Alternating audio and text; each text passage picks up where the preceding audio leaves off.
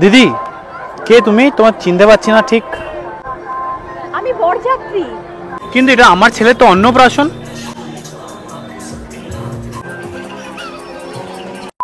নমস্কার, আমি অদিতি আর welcome to the rasgulla state. এতদিন সবাই তোমরা আমার বিয়ে বাড়ি উইদাউট ইনভিটেশনের শর্টস দেখেছো, আর তোমরা আমাকে রিকোয়েস্ট করেছিলে যে আমি যেন একটা গোটা ব্লগ বানাই। তো আজকের ব্লগটা তোমাদের জন্য। আজকে বিয়ে বাড়ি উইদাউট ইনভিটেশনের পুরো ব্লগ দেখাবো তোমাদের, শুরু থেকে শেষ অবধি পুরোটা দেখো, কারণ আজকে থাকবে প্রচুর খাওয়া দাওয়া আর প্রচুর আড্ডা দেবো তোমাদের সাথে। ও, আর আমাকে কেমন লাগছে সেটা কিন্তু কমেন্ট সেকশনে জানাতে ভুলো না।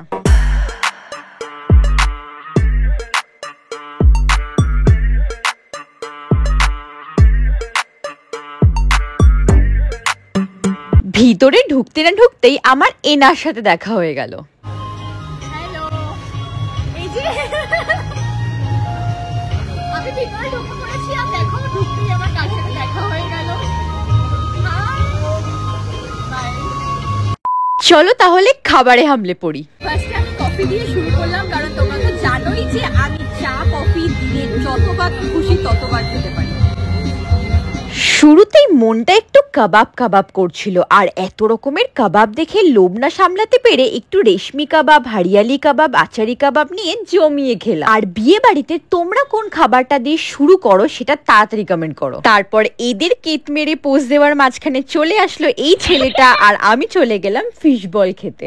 এবার একটু ফিশ বল খেয়ে নিচ্ছি। ফিশ বল খেতে আমার বেশ ভালো লাগে, ছোট ছোট হয়, একদম চুপ করে মুখে ঢুকে যায়।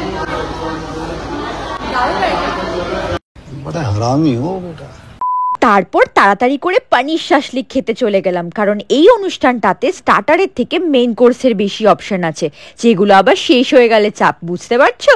উফ, এই যে দেখো লাল লাল ঝাল ঝাল মাটন, পোলাও, চিংড়ি, তুলতুলে পাতুরি, মানে কোনো কিছু বাদ নেই। আর চলো তাহলে কবজিটা ডোবানো যাক। শুরুতেই স্যালাড কাউন্টার থেকে একটু পাস্তা স্যালাড দিচ্ছিলাম, সেই দেখে কাকু বিলাইক সব নিয়ে নিল রে। যাই হোক, আমি cheese pasta, red sauce pasta, noodles, কড়াইশুটির কচুরি, কষা কষা আলুর দম, তার ওপর থেকে একটু গ্রেভি ছড়িয়ে বাসন্তী পোলাওটাও এই প্লেটেই নিয়ে নিয়েছিলাম, কারণ গরম ভাতের সাথে শুধু মাটন কষা খাবো। কিন্তু তার আগে একটু নুডলস খেয়ে নিই। চাইনিজ আমার খেতে বেশ ভালোই লাগে, আর অন্নপ্রাশন বাড়িতে নুডলসটা এত ভালো খেতে হবে আমি সত্যি ভাবতে পারিনি। সাথে বাসন্তী পোলাও, কষা কষা আলুর দম, ছানার কোফতা আর শাহি পনিরটাও কিন্তু দারুণ বানিয়েছিল।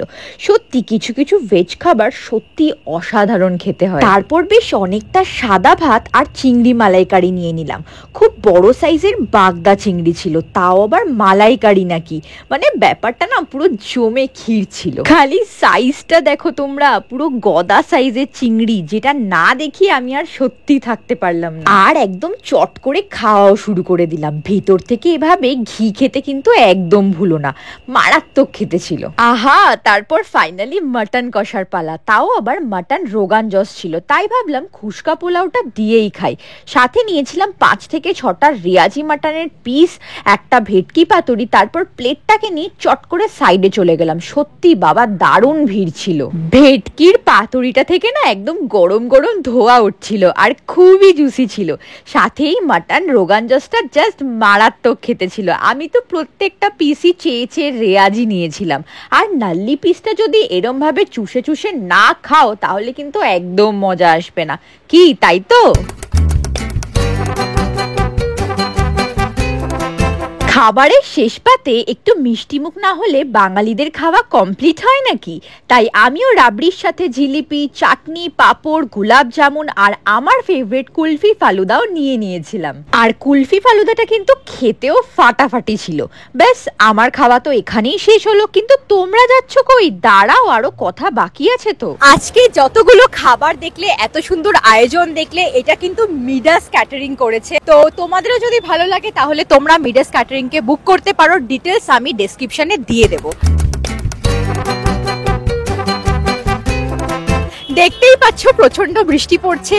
তো ব্লগটা কিরকম লাগলো সেটা তোমরা জানাও কমেন্টে, আর যদি ভালো লাগে আর অন্য কোনো সাজেশন থাকে সেটাও কমেন্টে জানাতে পারো। আর ভালো লাগলে don't forget to like, share and subscribe to my channel.